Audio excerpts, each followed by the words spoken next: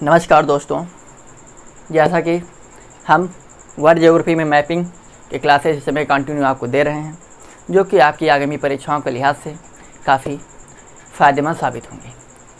उसी कड़ी में अब तक जितना भी मैंने अध्ययन किया है, सार्क के 8 देश, साथ में 8 का अध्ययन नहीं किया, अध्ययन तो मैंने 7 का किया है, क्योंकि भारत का स्पेशली हम अलग से मैपिंग कराएंगे स्टेट वाइज। ठीक है, तो सार्क के 7 देश, साथ में आसियान के 9 देश हो चुके हैं। ठीक है, साउथ ईस्ट एशिया की मैं बात करूं, आसियान, क्योंकि साउथ ईस्ट एशिया की जब बात की जाएगी तो एक ऐसा देश है जो साउथ ईस्ट एशिया के संगठन में नहीं है, आसियान के संगठन में नहीं है। साउथ ईस्ट एशिया को तिमोर लेस्टे बोलते हैं, तिमोर लेस्टे, जिसकी राजधानी दिल्ली थी। ठीक है, जिसके बारे में भी आपको विधिवत पढ़ा दिया गया है। इस प्रकार से साउथ ईस्ट एशिया अर्थात दक्षिण पूर्व एशिया की मैं बात करूँ तो 10 देशों का हमने गहन अध्ययन कर लिया है। साथ ही आसियान की मैं बात करूँ तो आसियान के 10 देशों में से 9 का अध्ययन किया है, बचा हुआ 1 है। साथ ही आज हम और अन्य देशों की ओर आगे बढ़ेंगे। तो चलिए देखते हैं जो देश हमारे बचे थे। तो उसी कड़ी में सबसे पहले हम रिवाइज करते हुए चलते हैं, ताकि आपको किसी भी प्रकार की कोई समस्या न हो और आगामी परीक्षाओं में चाहे जहाँ से क्वेश्चन पूछ लिया जाए आपको पता होना चाहिए, जिसके चलते आप सफलता आपके कदमों में हो। ठीक है, तो जैसा कि मैंने आपको जितना ही पढ़ाया है वो मेरा एक फंडा है कि मैं पहले उसको साथ में रिवाइज करते हुए चलता हूँ, ताकि आप अगर भूल गए हों तो आपकी याददाश्त मेंटेन हो जाए, जिसके चलते आपका रिवीजन भी हो जाएगा। ठीक है, तो इसी कड़ी में हम अगर बात करें सबसे पहले सार्क के देशों के 8 देशों के, तो आपको रट गए होंगे मालदीव, श्रीलंका, भारत, पाकिस्तान, नेपाल, भूटान और बांग्लादेश। ठीक, ये 8 देश सार्क के हैं, जिसका मुख्यालय काठमांडू नेपाल की राजधानी में है। वहीं पर अगर हम आसियान देशों की बात करें तो आसियान की अगर मैं बात करूं तो आसियान के 10 देश हैं, Myanmar, Thailand, Laos, Cambodia, Vietnam, 5 ये हो गए। ठीक है, उधर मलेशिया, सिंगापुर, इंडोनेशिया और ब्रुनेई प्लस फिलीपींस, 10 टोटल 10 हो गए। ठीक, इस प्रकार से हमने आसियान के भी 10 देशों में से 9 का अध्ययन कर लिया। तो आज हम फिलीपींस का अध्ययन करेंगे। फिलीपींस की अगर बात की जाए तो फिलीपींस एक टूरिस्ट के लिहाज से काफ़ी अच्छा देश माना जाता है। ठीक है, तो वहाँ पर लेकिन कई सारी और भी ज़रूरतमंद चीज़ें हैं जिनको पढ़ना, वहाँ के कई सारे द्वीप हैं। ठीक है, जिनको पढ़ना ज़रूरी है। तो चलिए हम सबसे पहले, ये हमारा क्या है, म्यांमार है।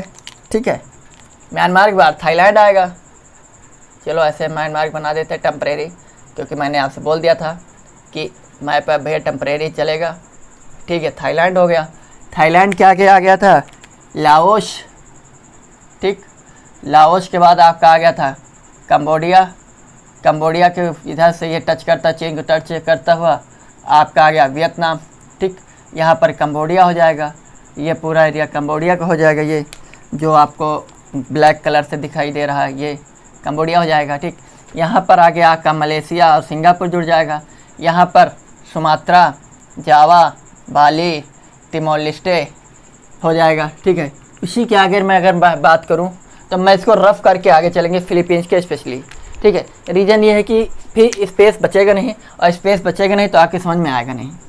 ठीक है, तो बात की जाए अगर फिलीपींस की, तो फिलीपींस ये एक द्वीप फिलीपींस के है, एक ये है, एक ये है, जो प्रमुख द्वीप है उन्हीं के बारे में पढ़ेंगे। ठीक है, फिलीपींस की राजधानी मनीला है। क्या है? मनीला है। फिलीपींस की राजधानी मनीला है।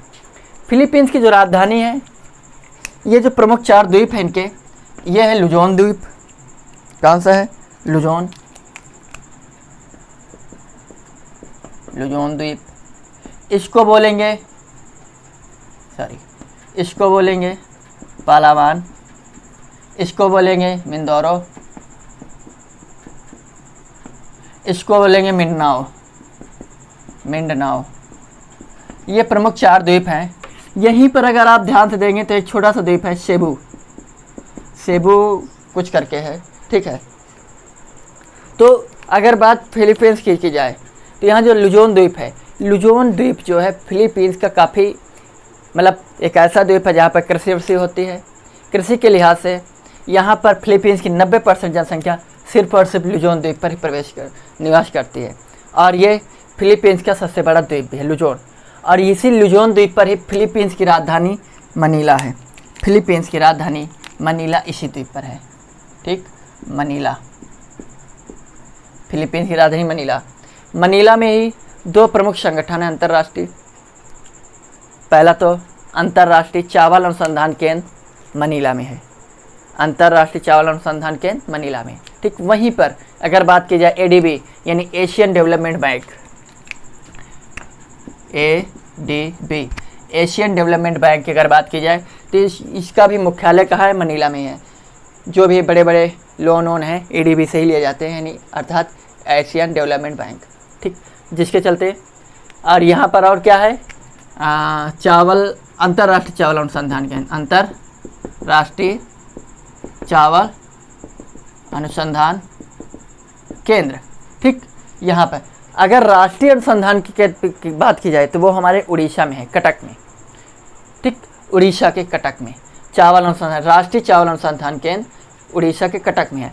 लेकिन जब अंतर्राष्ट्रीय चावल अनुसंधान केंद्र की बात की जाएगी तो वो कहाँ पड़ेगा? आपका मनीला में। मनीला, आपको एक चीज़ बता दूँ, 3 जापान, फिलीपींस और इंडोनेशिया, इन 3 देशों की जो राजधानियां हैं ये अलग अलग द्वीपों पर हैं, क्योंकि ये देश क्या द्वीपीय देश है, यानी आर्किपिलागो हैं। आर्चिपिलागो होने के चलते यहाँ से जब भी राजधानी पूछा था, जैसे जापान की राजधानी पूछ लिया टोक्यो, किस द्वीप पर है? ठीक है, होंशु द्वीप पर है। ठीक, होंशु जापान का सबसे बड़ा द्वीप है। फिर वही क्वेश्चन रिपीट हुआ फिलीपींस में कि फिलीपींस की राजधानी मनीला फिलीपींस के किस द्वीप पर है? तो लुजोन द्वीप पर है। फिर वही क्वेश्चन रिपीट हुआ इंडोनेशिया में कि बताएं इंडोनेशिया की राजधानी जकार्ता किस द्वीप पर है? तो जाफर जकार्ता और जाफर जावा मैंने आपको बता रखा है। तो इस प्रकार से ये जो क्वेश्चन है काफ़ी अहम क्वेश्चन है, वनडे एग्जाम और कई सारे सिविल के कई सारे एग्जाम में अक्सर पूछ लिया जाता है। तो इसी चीज़ को कई वो पॉइंट वाइज पूछ लेता है। जैसे पहला निम्नलिखित में कौन सा सही है?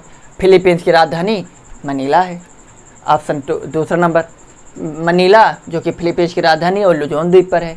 लुजोन द्वीप फिलीपींस का सबसे बड़ा द्वीप है। निम्नलिखित में से कौन सा सही है या इनमें से कौन सा गलत है? ऐसे क्वेश्चन बन जाते हैं। मतलब एक कई सारे पॉइंट्स को एक ही क्वेश्चन में मर्ज करके उसने पूछ लिया है। ये पूछने के समय कुछ ज़्यादा ही ट्रेंड चला है सिविल में। ठीक है, तो इसलिए वनडे एग्जाम में तो ऐसे भी क्वेश्चन ऐसे पूछे, लेकिन जो सिविल में आते हैं वो थोड़ा उन्हीं क्वेश्चन को थोड़ा ट्रिपिकल बनाकर पूछ लिया जाता है आपको। हम पॉइंट वाइज पॉइंट पढ़ते चले जाते हैं, बशर्ते वहाँ जब चीज़ें पूछी जाती है तो एक दूसरे से चीज़ें क्या होती है कोऑर्डिनेट करके पूछ ली जाती है। तो इसलिए आपको मैं उसी स्टाइल में पढ़ाता हूँ ताकि जो भी चीज़ आपसे पूछ लिया जाए, जैसे फिलीपींस के बारे में पूछ लिया जाए, ताकि मोटी मोटा जो भी चीज़ें आपको पता होनी चाहिए फिलीपींस से रिलेटेड। ठीक है, चलिए, गर्मी बहुत भयंकर चल रही है, उस पर फोकस मत करें, पसीना बहुत निकल रहा है, मैं पहुँच क्या आपको पढ़ाता हूँ। ठीक है, चलिए, बात अगर यहाँ की जाए मिंदारो की। मिंदारो यहाँ के एक प्रमुख द्वीप है। ठीक है, लेकिन यहाँ कुछ खास नहीं है।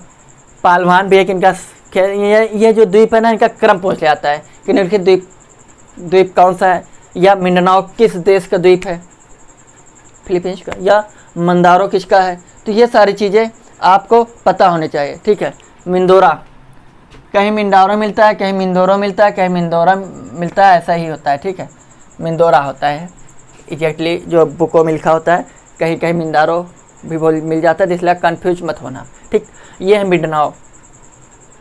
अगर बात की जाए लुजोन की, तो लुजोन काफ़ी अहम द्वीप है इनका। तो यहाँ पर जो एक्चुअली में कुछ सक्रिय ज्वालामुखी पाई जाती हैं।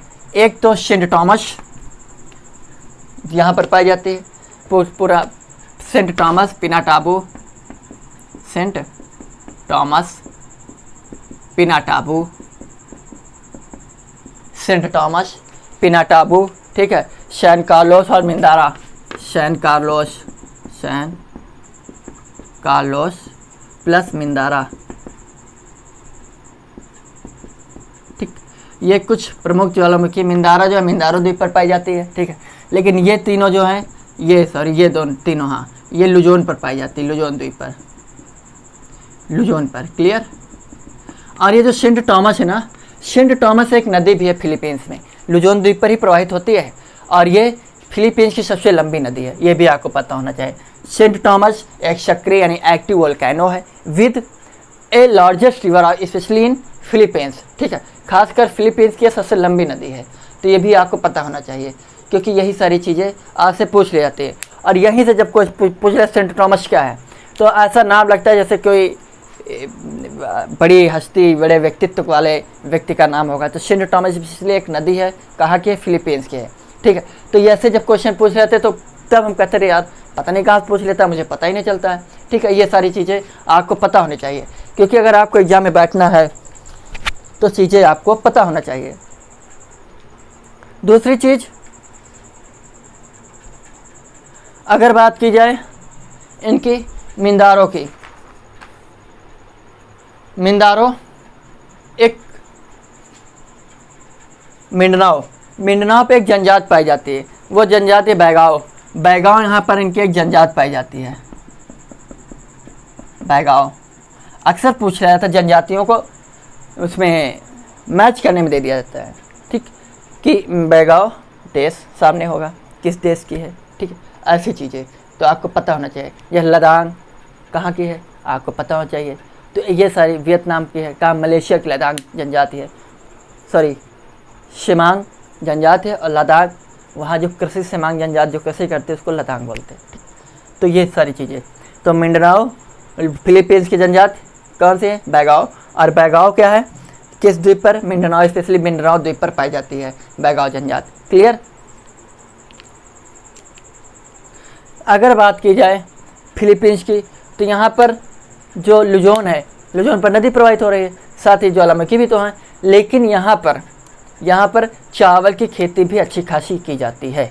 ठीक है, और स्पेशली मनीला में ही होती है, चावल की खेती जो होती है ये मनीला में ही होती है। ठीक, तो और फिलीपींस में अनानास की खेती भी अच्छी खासी होती है। किस चीज़ की, अनानास की, अनानास अर्थात पाइनएप्पल, हाँ, पाइनएप्पल की भी खेती यहाँ पर की जाती है। सेबू सिटी ये है ना, सेबू द्वीप पर ही सेबू सिटी है। सेबू सिटी जो है अर्थात ये सेबू जो द्वीप है या सेबू सिटी, ये प्रवाल भित्ति द्वीप है। कैसा है, प्रवाल भित्ति द्वीप है। प्रवाल क्या है, आगे लेक्चर में आपको बताया जाएगा, स्पेशली प्रवाल भित्ति विधिवत तरीके से समझाया जाएगा। ठीक, ऐसे कोरल रीफ जिसको बोलते हैं, ऐसे मूंगा से बने हुए होते हैं। ऐसे एक जीव होता है मूंगा जीव, वो अपने खोल के बनाता है, खोल जो उसकी कैल्शियम की होती है, और उस कैल्शियम की जो खोल है तो चारों से बंद हो जाती है, खाते खाते उसे मर जाता है। फिर दूसरे जीव आते हैं, दूसरा मूंगा आता है, उसके ऊपर फिर बनाता है खोल, ऐसे ऐसे खोल बनते चले जाती है। लाखों अरबों खरबों वर्ष बाद वो मूंग धीरे धीरे बैठती है, बनती बैठती है। इस तरीके से जब वो स्थान पानी के ऊपर आ जाता है तो एक द्वीप का रूप ले लेता है। तो ऐसे द्वीप को प्रवाल द्वीप या कोरल रीफ द्वीप, आइसलैंड भी बोलते हैं। ठीक है, तो आपको ये सारी चीज़ें पता होनी चाहिए। ठीक, अब हम क्या बोलते हैं इसको, हाँ, इसके बारे में हम पढ़ा चुके हैं, लेकिन फिलीपींस के अगर आप पूर्व में देखेंगे तो एक है मैरियाना गर्त या मैरियाना की खाई, मैरियाना की खाई। मैरियाना की खाई जो है ये दुनिया की सबसे गहरी खाई या सबसे गहरा स्थान दुनिया क्या है, मैरियाना खाई या मैरियाना ट्रेंच जिसको बोलते हैं। ठीक, तो ये जो है जैसे ये है खाई, नीचे वाला स्थल, ये कोई बराबर तो होगा नहीं एक लेवल से, ऐसे तो कोई फर्श वहाँ बनी है भैया। ठीक है, तो सपोज ये जो सबसे निचला हिस्सा है, इस सबसे निचले पॉइंट को यानी मैरियाना ट्रेंच जो सबसे गहरी खाई है। ठीक है, तो उस खाई का जो सबसे गहरा या सबसे निम्नतम जो पॉइंट है वो है चैलेंजर खाई, चैलेंजर। ठीक, तो चैलेंजर जो है सबसे दुनिया का सबसे निम्नतम बिंदु है, लेकिन दुनिया की सबसे गहरी खाई मैरियाना ट्रेंच है, और मैरियाना ट्रेंच के सबसे निम्नतम बिंदु, सबसे निम्नतम पॉइंट कौन सा है, तो चैलेंजर खाई है। क्लियर, आगे समझ में आगे। तो ये रहा आसियान। तो एक बार हम आसियान की रिवाइज कर लें। म्यांमार की राजधानी नैपेदा, उसी के बगल में थाईलैंड जो कि टूरिस्ट के लिहाज से काफ़ी समृद्ध और स्पेशली उसके जो जीडीपी है टूरिस्ट पर ही डिपेंड करती है, टूरिस्ट पे, ठीक है। तो इस प्रकार से थाईलैंड की राजधानी बैंकॉक एक बहुत ही सुंदर शहर है घूमने फिरने के लिहाज से, और भारत के ज़्यादातर लोग दक्षिण पूर्व एशिया में बैंकॉक ही जाते हैं, ठीक। दूसरी चीज़ थाईलैंड के बाद अगर हम जाएँ लाओस की राजधानी है वियंतिये, प्लस उसके बगल में उसके नीचे आएंगे तो कंबोडिया जो है लाओस वियतनाम से घिरा हुआ है, और कंबोडिया की राजधानी है नामपेन, और वियतनाम की राजधानी है हनोई। क्लियर। अगर बात की जाए थाईलैंड को सफ़ेद हाथियों का देश भी कहा जाता है, और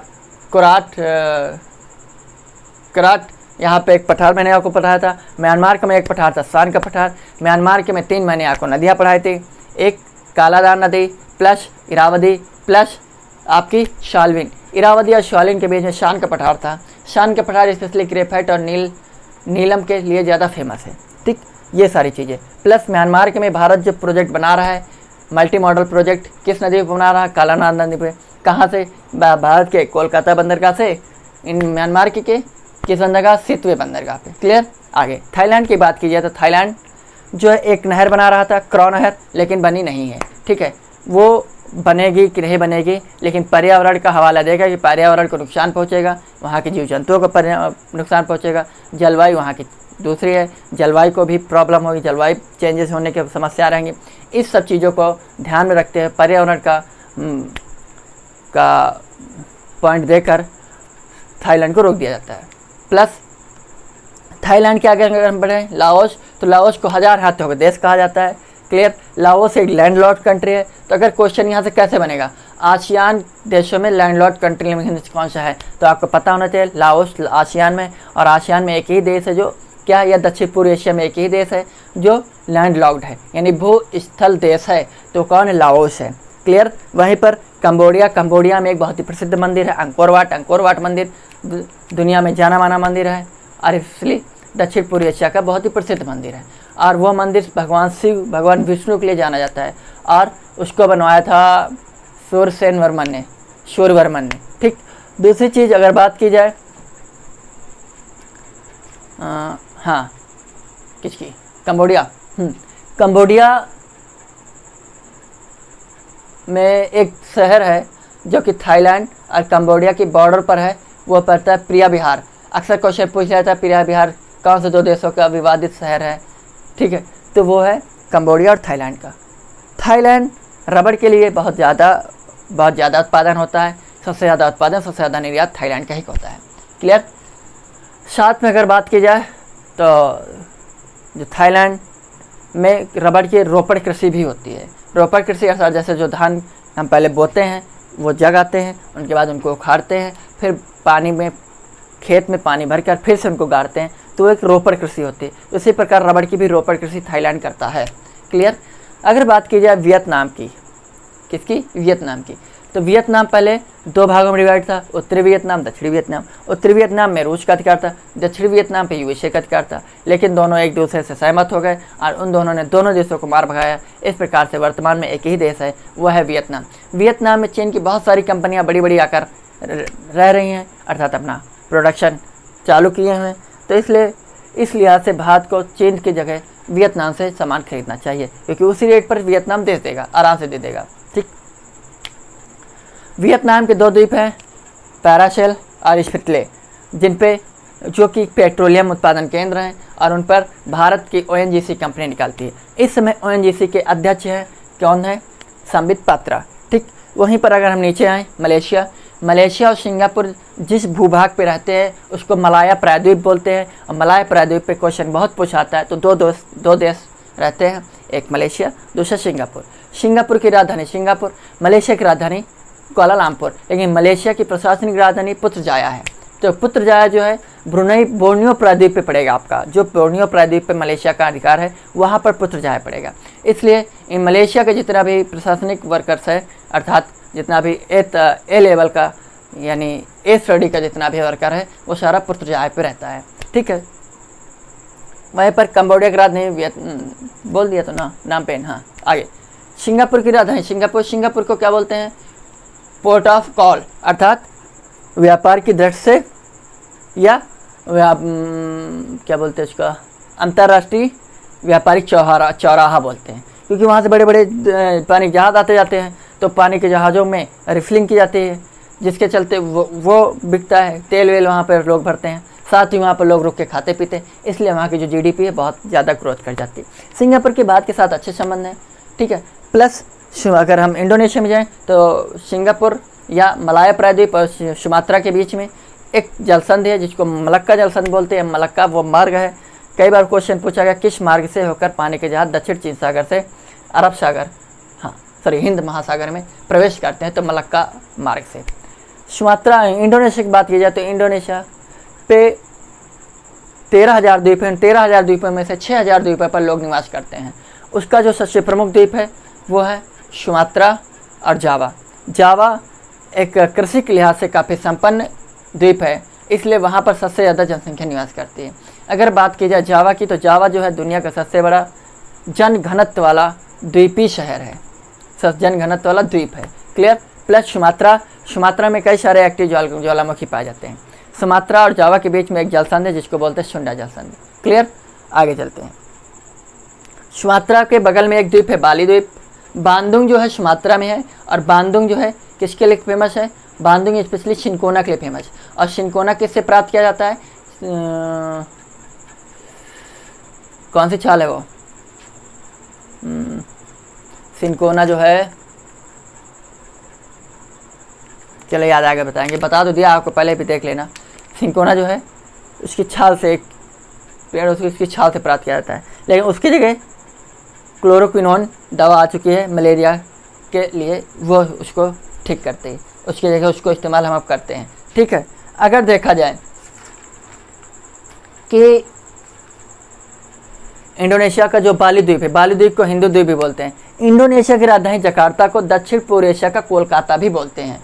क्लियर। वहीं पर एक द्वीप है तिमोर लेस्टे। तिमोर लेस्टे एक देश है, लेकिन उस पर पहले कुछ वर्ष, लगभग 4-450 वर्ष तक पुर्तगाल का अधिकार था। उसके बाद इंडोनेशिया का अधिकार रहा। फिर 2002 को तिमोर लेस्टे आज़ाद हो गया, इस समय स्वतंत्र देश के रूप में है, और इस समय उसकी राजधानी दिल्ली है। दिल्ली नहीं, दिल्ली है। ठीक। वहीं पर अगर हम बात करें तो सुमात्रा का एक द्वीप है जो कि बोर्नियो प्रायद्वीप पर पड़े, बोर्नियो द्वीप पर पड़ेगा। बोर्नियो द्वीप पर 3 देशों का अधिकार है, इंडोनेशिया, मलेशिया और ब्रुनेई। ब्रुनेई एक बहुत छोटा देश है, और साथ ही ब्रुनेई की राजधानी बंदर सेरी बागान एक पेट्रोलियम उत्पादन केंद्र भी है। ठीक है। साथ में अगर बात की जाए इंडोनेशिया के जो क्षेत्र बोर्नियो द्वीप पर है, उस बोर्नियो द्वीप पर जो इंडोनेशिया क्षेत्र है उसको कालीमतंग बोलते हैं। कालीमतंग में इनका एक स्थान है, क्या नाम है उसका? काली कप्पापन। काली कप्पापन जो है इन बोर्नियो द्वीप पर इंडोनेशिया के पेट्रोलियम उत्पादन केंद्र है वो स्पेशली। ठीक है। काली कप्पापन देख लेना, बोर्नियो द्वीप पर बिल्कुल साइड में सटा हुआ बना हुआ है, ऑक्सफोर्ड में देख लेना। अगर बात की जाए सुलावेसी द्वीप की, सुलावेसी द्वीप इंडोनेशिया का है। वहाँ पर सिलेबीज नामक जनजात पाई जाती है, इसलिए उसको सिलेबीज द्वीप भी बोलते हैं। वहीं पर उसके आगे अगर हम जाए तो एक है मलक्का द्वीप। मलक्का इधर है, मलक्का उधर है। मलक्का द्वीप है, लेकिन मलक्का कोई द्वीप नहीं है। ठीक है।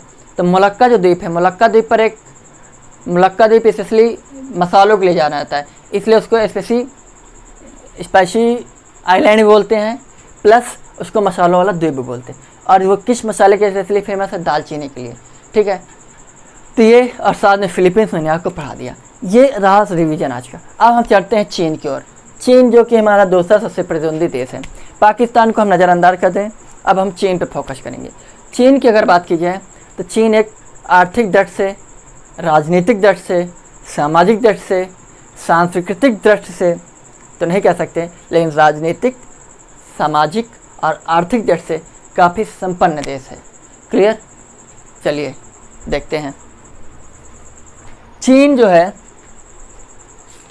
चीन की राजधानी बीजिंग है। ठीक। प्लस चीन का जो बोलते हैं, क्या बोलते हैं इसको, चीन का आर्थिक राजधानी या वाणिज्यिक राजधानी या कॉमर्शियल राजधानी वह शंघाई। ठीक है। चलिए देखते हैं चीन के बारे में। तो इसलिए अब हम इसको रफ करेंगे, और इसलिए हम चीन का मानचित्र बना देंगे। चीन जो है भारत के उत्तर में पड़ेगा, भारत के उत्तर में पड़ेगा, म्यांमार के उत्तर में पड़ेगा, थाईलैंड के उत्तर में पड़ेगा, लाओस के उत्तर में पड़ेगा, वियतनाम के उत्तर में पड़ेगा, कंबोडिया के उत्तर में पड़ेगा। इन सब देशों के उत्तर में चीन पड़ेगा। अगर क्वेश्चन पूछ लिया जाए दक्षिण पूर्वी एशिया के किन किन देशों के साथ चीन की सीमा टच करती है, तो म्यांमार, थाईलैंड, लाओस, कंबोडिया और वियतनाम, सभी से। क्लियर, ये इतने पांचों से। तो चलिए देखते हैं। तो अब हम बनाते हैं भैया चीन को, चीनिस्तान। अब हम भारत को रफ कर देंगे, ठीक है। अब हम भारत को रफ करेंगे और चीनी बनाएंगे। चीन को पढ़ना है, चुंग चांग चुंग टूंग टांग टूंग पढ़ना है। चीन में एक कहावत है कि जब वहाँ बच्चा पैदा होता है तो उसका नामकरण करने के लिए थाली में एक सिक्का उतारते हैं और सिक्के की आवाज़ से उसका नाम रख दिया जाता है, ठीक है। ये सपोज दैट मान के चलेंगे कि ये चीन है, ठीक। चलिए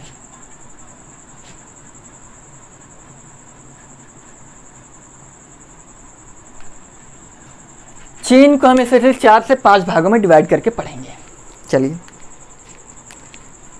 चीन का ये वाला जो एरिया है, ये है, इसको बोलते हैं मंचूरिया, मंचूरिया का मैदान या मंचूरिया प्लान। क्लियर, आगे। इसके नीचे वाला जो क्षेत्र है, इसको बोलते हैं Hong China, Hong China. Clear, आगे आइए। इसके इधर वाला जो क्षेत्र है, इसको बोलते हैं सिजियांग। सिजियांग को तिर्किस्तान भी बोलते हैं, तिर्किस्तान। क्लियर, आगे आइए। चीन का ये वाला जो एरिया है, ये तिब्बत वाला है। इस पे चीन ने अधिकार 1959 पे कर लिया था, चीन पे अधिकार। चीन की राजधानी का अक्सर पूछ ली जाती है, क्योंकि चीन पे तिब्बत की राजधानी पूछ ली जाती है, और तिब्बत की राजधानी लोग इसलिए न पढ़ते न पढ़ाते हैं क्योंकि उनको लगता है कि चीन का अधिकार हो गया। लेकिन चीन का अधिकार तो है, लेकिन वहाँ की राजधानी आज भी मौजूद है, वहाँ की अपनी गवर्नमेंट बनती है, लेकिन वो बेशक चीन के अंदर रहकर काम करती है। तो तिब्बत की राजधानी लहाशे, क्या है, लहाशे। क्लियर, चलिए। ये वाला जो एरिया है, ये चीन का मरुस्थल है, इसी को बोलते हैं गोबी का मरुस्थल। गोबी के मरुस्थल का विस्तार चीन और मंगोलिया दोनों पे है। गोबी डेजर्ट या मरुस्थल। क्लियर, आगे आइए। अब अगर आपके पास ऑक्सफोर्ड है, तब ऑक्सफोर्ड खोलें और उसमें देखें कि ये जो पूर्वी चीन है, इस पे बहुत सारे शहर बसे हुए हैं। लेकिन वहीं पर अगर आप पश्चिमी चीन की बात करेंगे, तो पश्चिमी चीन पे बहुत विरल बस्तियां हैं, बहुत दूर दूर तक शहर बने हुए हैं। रीजन, ये जो चाइना है, ये वाला चाइना, ये पूरा का पूरा मरुस्थली है, जिसकी वजह से यहाँ पर लोगों की बस्ती नहीं हुई। ये वाला जो एरिया है चीन का, स्पेशली यही पूर्वी चीन जो है, यही डेवलप्ड है। रीजन ये है कि इस चीन के इस वाले एरिया पे पहले जापान का अधिकार था। जब जापानियों को चीनियों ने भगाया, तो यहाँ पर जापानियों ने कई सारे बड़े बड़े इंडस्ट्री बना रखे थे, इंडस्ट्री एरिया था जापान का, तो इसलिए वो सब कुछ छोड़कर भाग गए। तो चीन ने उसको हथिया लिया और उस पर काम करने लगे, इसलिए चीन बहुत जल्दी इस एरिया की वजह से पूरा का पूरा चीन डेवलप हो गया। अगर डेवलप होने की बात की जाए, आज भी यही चीन डेवलप है, यह चीन डेवलप नहीं है। क्लियर, आगे आइए। बात मंचूरिया की जाए, तो जो मंचूरिया है, इसे मंगोलिया भी, यहीं पर मंगोलिया रहते हैं, ठीक है।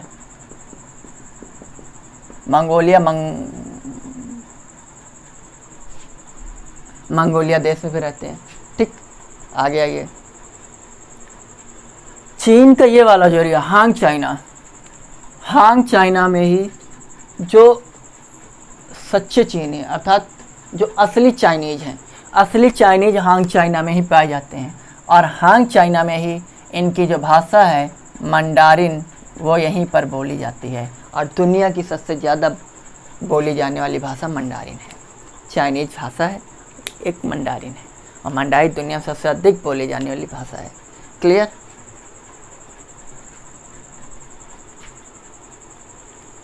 दूसरी चीज़ अगर बात की जाए यहाँ पर, तो आप देखेंगे दक्षिण चीन सागर जहाँ पर लिखा हुआ, वहाँ पर इस एरिया में एक शहर है शंघाई। शंघाई चीन की कॉमर्शियल या आर्थिक राजधानी है। शंघाई सूती वस्त्र उद्योग के लिहाज से काफ़ी प्रसिद्ध है, जिसके वजह से शंघाई को चीन का मैनचेस्टर भी बोलते हैं। स्पेशली ब्रिटेन में, यूके में एक शहर है मैनचेस्टर, और मैनचेस्टर जो है दुनिया में सर्वाधिक सूती वस्त्र उत्पादन के लिए जाना जाता है, टेक्सटाइल के लिए। इसलिए वैसे ही खूबी जिस शहर में, जिस देश में पाई जाती है, उस शहर को उस देश का मैनचेस्टर बोल देते हैं। जैसे भारत का मैनचेस्टर अहमदाबाद को बोलते हैं, वैसे ही चीन का मैनचेस्टर शंघाई को बोलते हैं। क्लियर? आगे अगर बात की जाए सिंजियांग की, सिंजियांग वो एरिया है जहाँ पर मुसलमान रहते हैं। क्या रहते हैं? मुसलमान। और सिंजियांग में जो मुसलमान रहते हैं उन्हें यूघर कहते हैं। क्या कहते हैं? यूघर। दुनिया में कहीं भी आप कुरान खरीदेंगे एक ही कुरान मिलेगा। भाषा का परिवर्तन होगा। पाकिस्तान में खरीदेंगे तो उर्दू में मिलेगा, हिंदुस्तान में खरीदेंगे हिंदी में मिलेगा, अमेरिका में खरीदेंगे तो इंग्लिश में, अमेरिकन इंग्लिश में मिलेगा, वहीं पर और देशों में देश बोल खरीदेंगे तो जिस भाषा के देश होगा उसी भाषा में, उसी लैंग्वेज में वो मिलेगा। लेकिन चीन में ऐसा नहीं है। चीन में जो कुरान है उतना ही कुरान है जितने की ज़रूरत है। चाइनीज़ को जितने का लगता है कि बस इतने की ज़रूरत है, इससे ज़्यादा ज़रूरत नहीं है, उतना ही कुरान चाइना में मिलता है। दूसरी चीज़, जो शिनयांग यहाँ के जो मुसलमान हैं, ये बहुत ही ज़्यादा चाइनीज़ द्वारा प्रताड़ित किया जाता है। यहाँ की जो मुसलमान महिलाएं हैं, लड़कियां हैं, उनको बुर्का उर्का पहनने का अधिकार नहीं है। ठीक है? वहाँ पर कहते हैं शॉर्ट्स पहनो, यानी टॉप पहनो वही ज़रूरी है। ठीक? क्योंकि मुझे लगता है इसलिए कहते होंगे क्योंकि उन्हें लगता है कि इतने ज़्यादा तुम खूबसूरत हो नहीं हो तो मुझे दिखाओ कितने खूबसूरत हो, ऐसी उनकी मानसिकता होगी। ठीक है? इसलिए जो चाइनीज़ हैं यहाँ पर बहुत ज़्यादा प्रताड़ित करते हैं शिनजियांग प्रांत में। क्लियर? आगे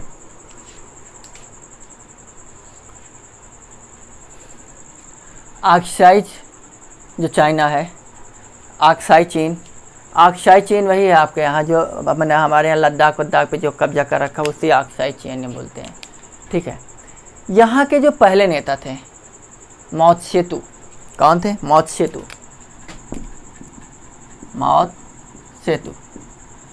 माओ त्से-तु ने फिंगर सिद्धांत दिया था। फिंगर सिद्धांत अर्थात एक हाथ में कितनी फिंगर होती? 5 होते। तो उन्होंने कहा था भारत का लद्दाख, नेपाल, भूटान, सिक्किम, अरुणाचल प्रदेश, ये चीन की 5 फिंगर्स हैं। ठीक है? क्या है? चीन की 5 फिंगर्स हैं।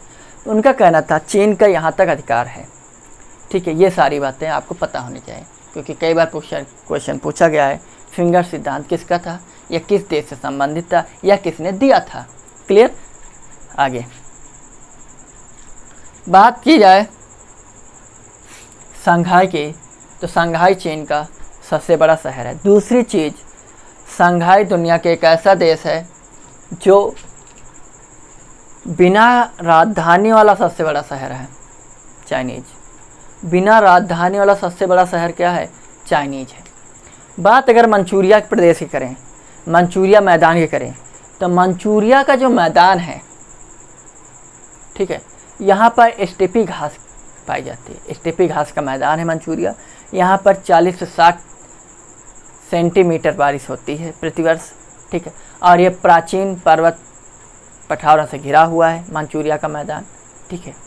और साथ ही मंचूरिया के मैदान में एक ट्रायंगल का निर्माण होता है जिसे कहते हैं, उस ट्रायंगल को स्पेशली नाम है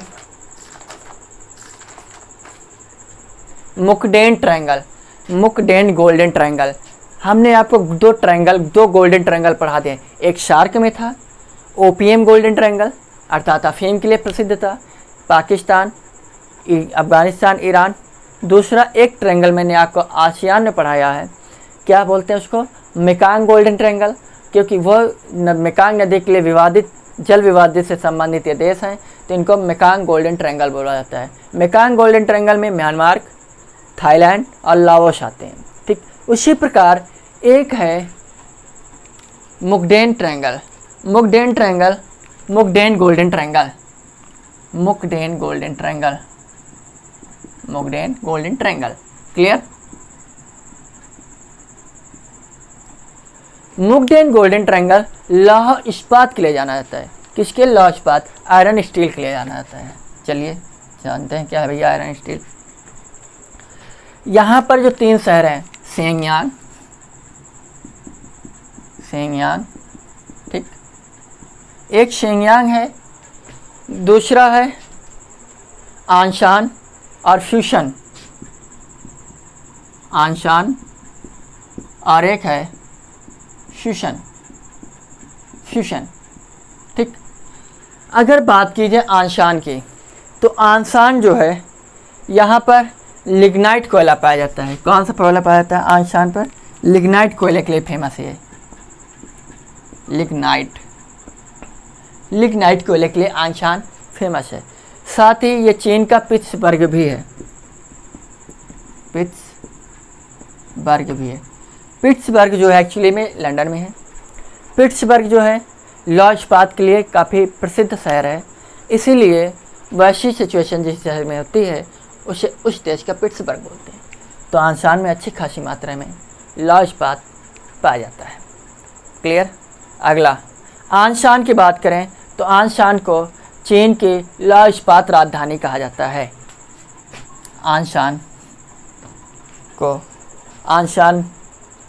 को सॉरी मैं गलत बोल गया, लिग्नाइट कोयला आपका शेंगयांग पाया जाता है, पिट्सबर्ग शेंगयांग को कहते हैं। क्लियर? आंशान को लौह इस्पात की राजधानी कहा जाता है, लौह इस्पात की राजधानी किसे कहा जाता है भैया? आंशान को। बात फ्यूशन की जाए तो फ्यूशन की कोई स्पेशली खूबी नहीं है, तो इसे क्या बोलते हैं? मुकडेन golden triangle. Mukden golden triangle किस लिए फेमस है? लौह इस्पात के लिए, आयरन स्टील के लिए फेमस है। मुकडेन गोल्डन ट्रायंगल किस देश से संबंधित है? चीन से संबंधित। मुकडेन गोल्डन ट्रायंगल में कौन कौन से शहर आते हैं? तो आपको पता होना चाहिए, शेंगयांग, आंशान और फ्यूशन, ये मुकडेन गोल्डन ट्रायंगल के अंतर्गत या मुकडेन गोल्डन ट्रायंगल का निर्माण करते हैं। क्लियर? ये सारे शहर आपके मंचूरिया प्रदेश में ही आते हैं, क्योंकि मंचूरिया का जो दक्षिणी मंचूरिया है ये लौह इस्पात उत्पादन के लिए बहुत ही फेमस है। समझ गए? जितने भी बड़े बड़ी इंडस्ट्रीज हैं वो सारी की सारी इसी एरिया में पड़ती हैं, स्पेशली मंचूरियन प्रायद्वीप में ही। इसलिए जो आपके चीन की राजधानी है अर्थात बीजिंग मंचूरियन प्रायद्वीप में ही पड़ेगी, मंचूरिया प्रायद्वीप में पड़ेगी। और मंचूरिया एक सब्जी भी होती है मंचूरियन, और मंचूरियन सब्जी चीन की ही स्पेशली है, वहीं की नकल करके हम लोग बनाते हैं। क्लियर? बहुत सी चीज़ें भैया चीन की, तो वो नूडल्स, वहाँ पर एक बहुत अच्छी ट्रिक चलती है खाने की, हम लोग स्पून सिखाते हैं, पॉर्क सिखाते हैं, वहाँ पर चॉप स्टिक होती हैं, 2 ऐसे पतली पतली स्टिक्स होती हैं, ये ऐसे होती हैं, इन 3 उंगलियों से उसको पकड़ते हैं और बढ़िया एक एक उठाकर खाते हैं। वाह इंटरेस्टिंग है। जानते हो ऐसा क्यों करते हैं? जब हम बचपन में थे, हम और आप, जब कोई भी चीज़ ख़त्म ना हो और स्वाद भी मिलता रहे तो हम उसको बहुत थोड़ा थोड़ा खाते हैं, टेस्ट भी मिलता है, ख़त्म भी नहीं होता है। तो इसीलिए चाइनीज़ चाहते हैं कि जो भी खाओ लंबे समय तक खाओ, टेस्ट भी मिलता रहे और ख़त्म भी ना हो, इसलिए चॉप स्टिक से एक एक चीज़, एक एक आइटम उठाया जाता है, क्योंकि उसमें इतना स्पेस ही नहीं रहता है, कोई बड़ी चीज़ उठा लो या ज़्यादा उठा लो, तो इसलिए एक एक नूडल से एक एक उठा कर खाते हैं। चाउमीन कौमीन चीन की है। ठीक, आइए, तो जो चीन में कहावत थी, सिक्का उछाल कर, हमारे यहाँ कहावत है, शेर है कि ज़िंदगी के फैसले सिक्के उछाल कर नहीं करते हैं, लेकिन वहाँ कहावत है कि चीन में कि सिक्का उछालते हैं, थाली में गिराते हैं, उस थाली पे गिरने के बाद जो आवाज़ आती है टन मन टुंग, तो उसके आधार पर बच्चे का नाम रख देते हैं। जैसे आवाज़ एक टूंग टांग टूंग तो बच्चे का नाम होगा टूंग टांग टूंग, अगर आवाज़ एक टूंग टांग ठूंग तो उसका बच्चे का नाम हो जाएगा टूंग टांग टूंग, टन टन टूंग तो नाम हो जाएगा टन टन टूंग, जैसे भी आवाज़ आती है वैसा नाम हो जाता है। ऐसे कहावत है वहाँ चीन। ठीक है, आगे चलिए। यहाँ पर तकला मकान एक मरुस्थल है, चीन का ही है, लेकिन स्पेशली सिजियांग प्रांत है। तकला मकान चीन का मरुस्थल है। ठीक। तिब्बत में 1959 में अधिकार हो गया था। तिब्बत की राजधानी लहासे है। चीन में इतनी ज़्यादा कंपनियां कैसे आईं?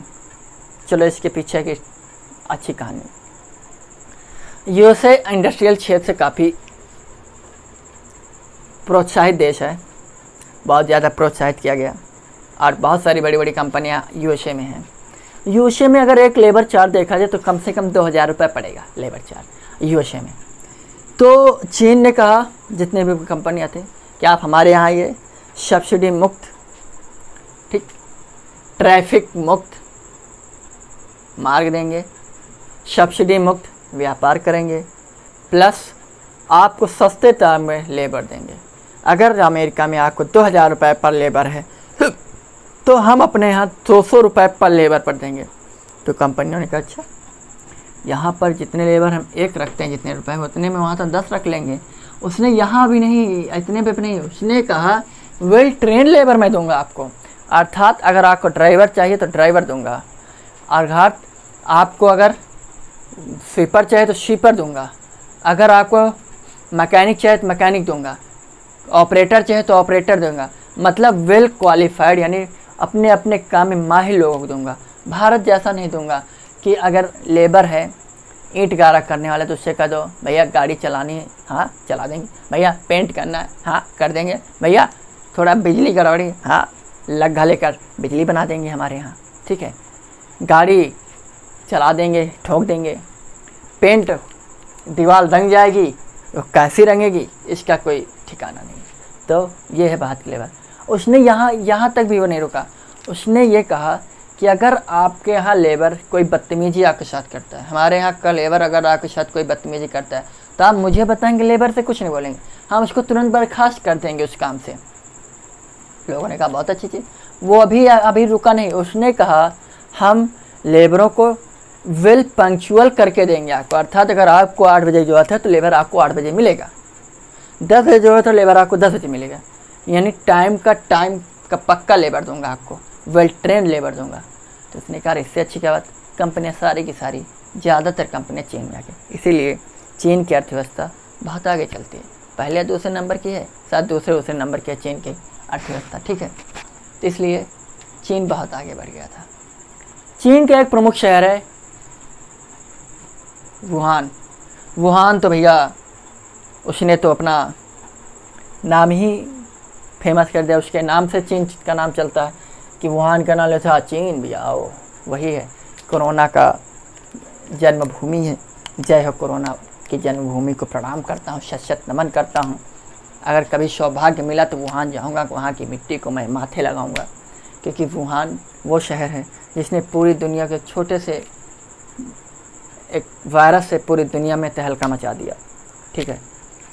तो इसलिए ताइवान ने नवंबर में बता दिया था कि चीन के यहाँ कोरोना आ गया है, लेकिन पता कब चला, 31 दिसंबर को जब क्लेरिफाई हो गया 2019 में, इसीलिए उसका नाम कोविड-19 रखा गया, ठीक। चलिए, ये वाले जो एरिया यहाँ पर जापान का अधिकार था, किसका, ये जापान का उपनिवेश था ये वाला एरिया, मंचूरियन हांग चाइना, इसलिए ये मंचूरिया वाला जो मैदान है ये चाइना का उपनिवेश था, सॉरी जापान का, इसलिए जापान जब यहाँ से भगा तो सारी इंडस्ट्रीज छोड़ के चला गया, ठीक है। और इस प्रकार से, और ये जो क्षेत्र था लौह इस्पात उद्योग के उत्पादन का बहुत ही एक प्रकार से हब बोल सकते हैं आप, ठीक। बीजिंग और तियानजिन, यहाँ पर है बीजिंग और यहाँ पर तियानजिन। बीजिंग और तियानजिन क्यों फेमस है? इन्हें चीन का जुड़वा शहर कहा जाता है भैया, जुड़वा शहर, ट्वाइन सिटी, जुड़वा शहर था, ट्वाइन सिटी इन्हें बोलते हैं, क्लियर। यहाँ पर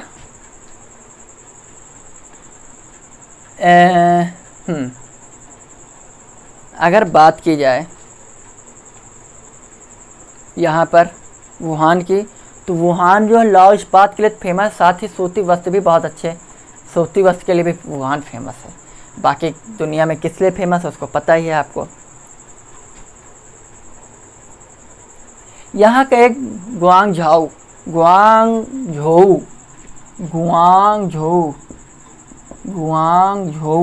हाँ, गुआंगझोउ इनका एक शहर है, बंदरगाह है, और चीन का सबसे बड़ा बंदरगाह है गुआंगझोउ।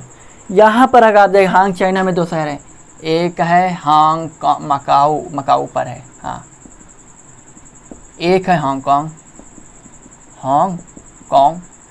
मकाऊ और हांगकांग। मकाऊ और हांगकांग की अगर बात की जाए तो ये बहुत ही ज़्यादा संपन्न शहर हैं। ये पहले तो स्वतंत्र थे, या स्वतंत्र बोलेंगे तो गड़बड़ हो जाएगा। इन पे पहले हांगकांग पे ब्रिटेन का अधिकार था। किसका अधिकार था? ब्रिटेन का। और मकाओ पर पुर्तगाल का अधिकार था, ठीक। लेकिन 1997 में हांगकांग आज़ाद हुआ और इस पर चीन का अधिकार हो गया, ठीक, ब्रिटेन पर। तो हांगकांग जब ब्रिटेन का अधिकार ख़त्म हुआ हांगकांग पे, तो ये डील हुई थी चीन से कि 50 साल तक चीन इस पर कोई भी किसी प्रकार का दबदबा या अधिकार नहीं दिखाएगा। इसलिए चीन आपको हांगकांग और मकाओ की राजधानियाँ भी मिलेंगी। हमारे यहाँ छोटे पर्दे के जितने भी कलाकार हैं, सीरियल के, धारावाहिक के, उनका एक अच्छा भव्य समारोह मकाओ में होता है, संपन्न होता है, ठीक है। तो ये सारी चीज़ें। और यहाँ पर एक हेनान द्वीप है इनका, चीनियों का हेनान द्वीप है। हेनान द्वीप पर चीन की जल सेना निवास करती है। जल सेना का एक सबसे बड़ा सैन्य अड्डा इनका यहीं पर है, हेनान पर। क्यों है? क्योंकि आपको पता है यहीं पर दक्षिण चीन सागर है, और दक्षिण चीन सागर पे अपना अधिकार दिखाता रहता है। इसीलिए यहाँ पे बैठ के पूरे चीन सागर पे, दक्षिण चीन सागर पे नज़र रख पाता है। समझ गए? ये सारी चीज़ें चीन के साथ होती रहती हैं। साथ ही यहाँ की अगर बात की जाए नदी की, तो यहाँ पर 2 प्रमुख नदियाँ तो कई सारी हैं, लेकिन 2 प्रमुख हैं। एक है हांगहो जो नदी है,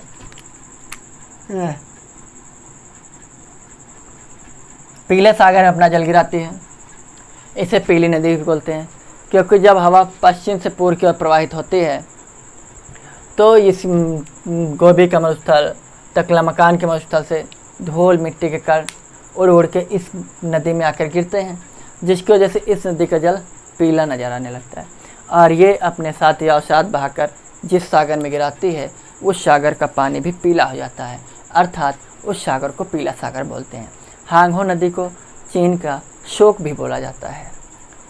शोक वही नदी होती है जो बार बार फ्लड ले आती है, जिससे नुकसान होता है, उसी को शोक बोलते हैं। शोक अर्थात नुकसान। प्लस यहाँ पर एक नदी प्रवाहित होती है दक्षिण में साइड, उसका नाम है यांगशी या यांगटिशिक्यांग। यांगशी चीन की सबसे बड़ी नदी है, प्लस एशिया की भी सबसे लंबी नदी है यांगशी। क्लियर? आगे समझ में? एक नदी मैंने आपको पढ़ाई थी मेकांग जो दक्षिण पूर्व एशिया की सबसे लंबी नदी है।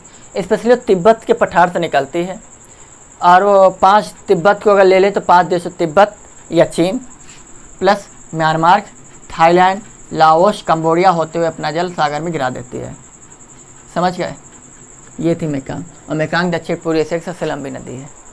तो इस प्रकार से अगर बात की जाए तो आज के लिए हम इतना ही रखते हैं, क्योंकि लेक्चर बहुत बड़ा हो उससे अच्छा है कि जितना भी हो कंटेंट के साथ, अच्छे कंटेंट के साथ हो, और आपका मतलब भर का हो।